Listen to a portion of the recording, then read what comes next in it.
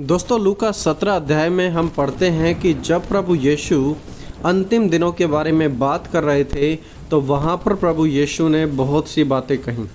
लेकिन एक बात जो हर कोई मिस कर जाता है वो है कि लूत की पत्नी को याद रखो।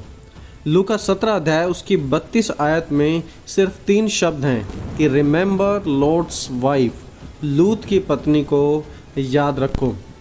लूत की पत्नी को आखिरकार क्यों याद रखा जाए तो उसकी डिटेल हमें मिलेंगी उत्पत्ति 19 अध्याय में। उत्पत्ति 19 अध्याय में हम सदोम और गमोरा के विनाश के बारे में पढ़ते हैं। सदोम में अब्राहम का भतीजा लूत रहा करता था और तब परमेश्वर लूत के पास अपने दूत भेजते हैं कि तुम यहाँ से निकल जाओ क्योंकि मैं इन शहरों का विनाश करने वाला हूँ। और वहाँ पर परमेश्वर ने उन्हें एक आज्ञा दी थी कि जाते समय तुम पीछे मुड़कर ना देखना।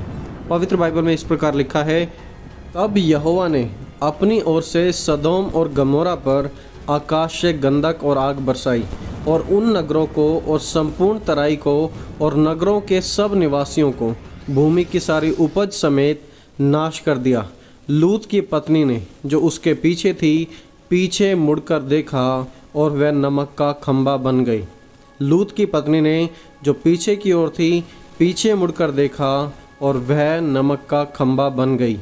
देखिए यहाँ पर हम पढ़ते हैं कि जैसे ही उसने पीछे देखा तो वह एक नमक का खंभा बन गई। और नए नियम में जब प्रभु यीशु मसीह बात कर रहे हैं अंतिम दिनों की तो वो कहते हैं कि लूत की पत्नी को याद रखो।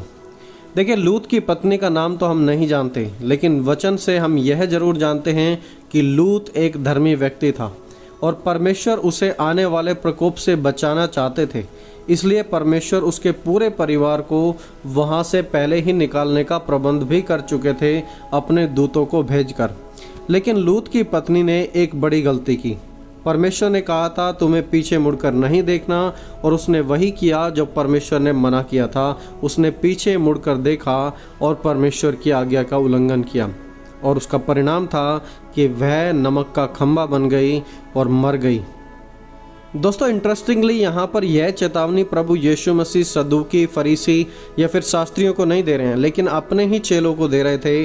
उनके चेले वहाँ पर पतरस, याकूब, यूहन्ना और थॉमस, बाकी सभी लोग मौजूद थे जो प्रभु यीशु के चेले थे और वो अपने चेलों को इन बातों के बारे में बता रहे थे।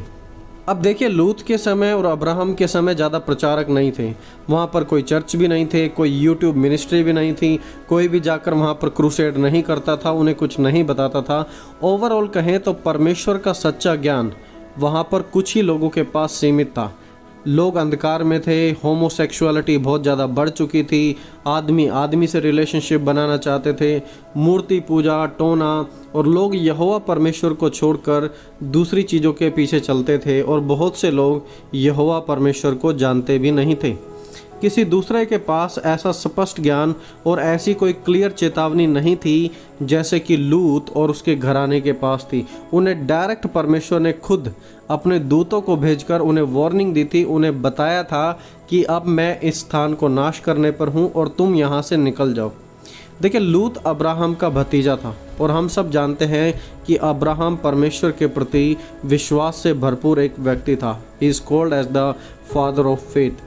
लूत खुद एक धर्मी व्यक्ति था। उसके घर में दुआ, प्रार्थना, परमेश्वर की आराधना, परमेश्वर की बातें की जाती होंगी, लेकिन फिर भी लूत की पत्नी परमेश्वर की बात सुनने के बावजूद भी वापस मुड़ गई। स्वर्गदूत खुद उन्हें बाहर निकालने में उनकी मदद कर रहे थे, फिर भी उसने वही किया जो उसे नहीं करना चाहिए था। दोस्तों यह कोई छोटी बात तो नहीं है कि परमेश्वर की बातों को मनुष्य रिजेक्ट करे। परमेश्वर के दूतों ने खुद उनसे डायरेक्टली फेस टू फेस उनके घर पर आकर बात की है, लेकिन क्या उसका कोई प्रभाव लूत की पत्नी पर पड़ता हुआ दिखाई दिया? बिल्कुल भी नहीं। जो अनुग्रह परमेश्वर ने उन्हें दिखाया था उसने उस अनुग्रह को वेस्ट साबित कर दिया। वो एक अविश्वासी की मौत मरी। वो आत्मिकता का सिर्फ एक फैशन करती थी जो कि बाहरी रूप को दिखाने के लिए था, लेकिन उसका मन परमेश्वर से वास्तविकता में दूर था। दोस्तों अब हम इससे क्या सीख सकते हैं? दोस्तों पहली बात, हर एक चर्च में आने जाना वाला व्यक्ति, हर एक बाइबल स्टडी में आने वाला व्यक्ति सच्चा व्यक्ति नहीं है। आप देखिए लूत की पत्नी को, लूत धर्मी था, उसके घराने के लोग धर्मी थे, वो उसकी आज्ञाओं पर चलते थे और परमेश्वर ने लूत की पत्नी से खुद सुना था कि अपने दूतों को भेजकर कि मैं इस शहर को नाश करने पर हूँ, तुम यहाँ से निकल जाना। लेकिन फिर भी वो पीछे मुड़ी, सब कुछ जानने के बावजूद भी, और एक अविश्वासी की मौत मरी। दोस्तों, आपसे एक सवाल करना चाहता हूँ कि आखिरकार आज आपकी लाइफ कैसी है? क्या आप भी तो ऐसे नहीं हैं कि आप सब कुछ सुनते हैं, वचन पढ़ते हैं, लेकिन आपका दिल परमेश्वर से दूर हो? लूत की पत्नी के साथ ऐसा ही हुआ था। वो सब कुछ जानने और सुनने के बावजूद भी परमेश्वर से दूर हो गई थी, और उसका परिणाम था कि वो एक नमक का खंभा वहाँ पर बन गई। दोस्तों, एलिया नबी के बारे में हम पढ़ते हैं पुराने नियम में। एलिया नबी का एक चेला था जिसका नाम था एलीशा, और एलीशा के पास एलिया की सामर्थ्य से 2 गुना ज़्यादा सामर्थ्य का भाग था। और ये परमेश्वर के बड़े विशेष और बहुत ही प्रभावशाली नबी थे जो मुर्दों को भी जिंदा किया करते थे। एलीशा का भी एक चेला था जिसका नाम था गेहजी।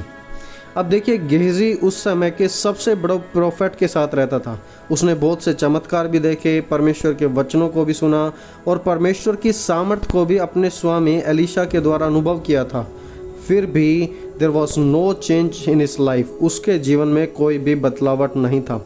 और इसलिए मैं आपको कह रहा हूँ, हे पासवानों, हे विश्वासियों, हो सकता है कि तुम उसकी सेवा फेक रीति से करते हो, तुम्हारा दिल उससे दूर हो और तुम गेजी के समान हो और लूत की वाइफ के समान हो।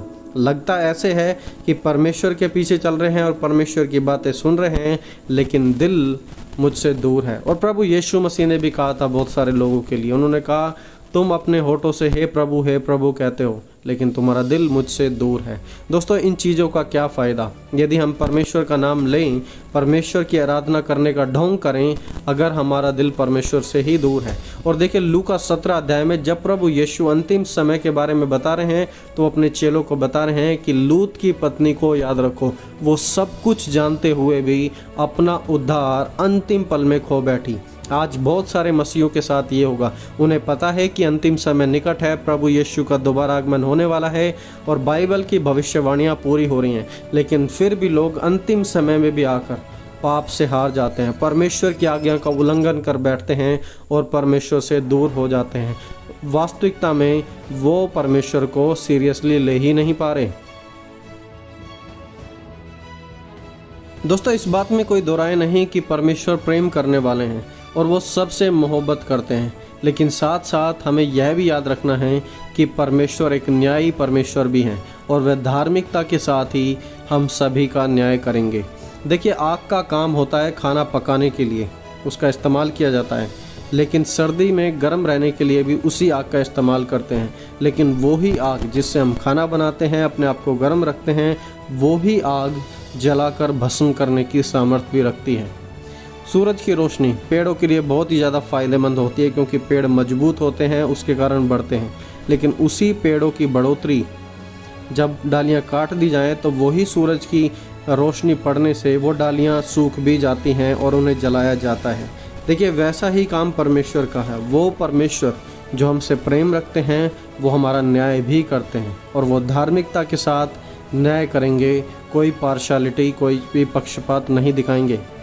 सिर्फ एक गलती, सिर्फ एक पाप इनफ है आपको और मुझे परमेश्वर से दूर करने के लिए। देखिए, आदम और हव्वा ने कितने पाप किए थे? उन्होंने सिर्फ एक पाप किया था। जिस वृक्ष से परमेश्वर ने खाने के लिए मना किया था, उन्होंने उसी से खा लिया। और यहाँ पर लूत की पत्नी ने कितने पाप किए थे? पास्ट में तो हम उसके बारे में नहीं जानते कि उसने कितने पाप किए थे, लेकिन यहाँ पर परमेश्वर ने कहा था पीछे मुड़कर ना देखना, उसने पीछे मुड़कर देख लिया। तो एक पाप काफ़ी है आपकी और मेरी ज़िंदगी को, आपके और मेरे रिलेशन को परमेश्वर से दूर करने के लिए, सिर्फ एक पाप। और प्रभु यीशु मसीह यहाँ पर जब अपने चेलों को बता रहे थे तो वो एक एग्जाम्पल दे रहे थे इस छोटी सी आयत में कि लूत की पत्नी को याद रखो। वास्तविकता जानते हुए भी अंतिम समय में बहुत से लोग परमेश्वर की सच्चाई से भटकने वाले हैं, जैसे लूत की पत्नी अंतिम समय में परमेश्वर की आज्ञाओं से भटक गई। क्या ऐसा आपके और मेरे साथ भी हो सकता है? दोस्तों, बिल्कुल, क्योंकि पवित्र बाइबल का कहना है, अवसर को बहुमूल्य समझो, दिन बुरे हैं, समय बुरा है, कलेश उठाकर हमें परमेश्वर के राज्य में प्रवेश करना होगा। और प्रभु यीशु ने कहा, जो अंत तक धीरज धरे रहेगा उसी का उद्धार होगा। लेकिन अनफॉर्चुनेटली आज के समय में बहुत सारे लोग मसीहत को छोड़ रहे हैं, परमेश्वर को लाइटली ले रहे हैं और उसका अंजाम है कि एक भयानक मौत। दोस्तों, परमेश्वर को बिल्कुल भी लाइटली ना लें और आज बहुत से मसीहों को यह सच जानने की ज़रूरत है ताकि वो ऐसा ना करें जैसा लूत की पत्नी ने किया।